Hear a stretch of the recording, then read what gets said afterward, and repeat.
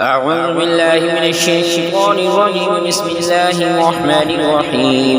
تبارك الذي بيده الملك وهو على كل شيء قدير، الذي خلق الموت والحياة ليبلوكم أيكم أحسن عملا وهو العزيز الغفور، الذي خلق 7 سماوات طباقا ما ترى في خلق الرحمن من تفاوت، فرجع البصر هل ترى من فتور، ثم رجع البصر مرتين ينقلب إليك البصر خاسئا وهو حسير، ولقد زينا السماء الدنيا بمصابيح وجعلناها رجوما للشياطين وأعتدنا لهم عذاب السعير.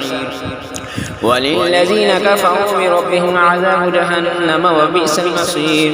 إذا ألقوا فيها سمعوا لها شهيقا وهي تفور، تكاد تميز من الغيظ كلما ألقي فيها فوج سألهم خزنتها ألم يأتكم نذير، قالوا بلى قد جاءنا نذير فكذبنا وقلنا ما نزل الله من شيء إن أنتم إلا في ضلال كبير، وقالوا لو كنا نسمع ونعقل ما كنا في أصحاب السعير، فاعترفوا بذنبهم فسحقا لأصحاب السعير. إن الذين يخشون ربهم بالغيب لهم مغفرة وأجر كبير، فأسروا قولهم واجهروا به إنه عليم بذات الصدور، ألا يعلم من خلق وهو اللطيف الخبير.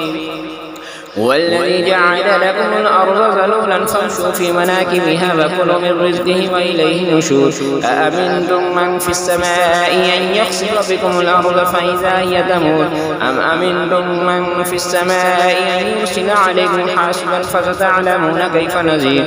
ولقد كذب الذين من قبلهم فكيف كان نكير. أولم يروا إلى الطير فوقهم صافات ويقبض ما يمسكهن إلا الرحمن إنه بكل شيء بصير. أمن هذا الذي هو جند لكم ينصركم من دون الرحمن إن الكافرون إلا في غرور. أمن هذا الذي يرزقكم إن أمسك رزقه بل لجوا في عتب ونفور.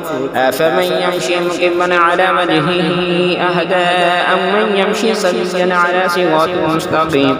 قل هو الذي أنشأكم وجعل لكم السمع والأبصار والأفئدة قليلا ما تشكرون. قل هو الذي زرعكم في الأرض وإليه تحشرون. ويقولون متى هذا الوعد إن كنتم صادقين.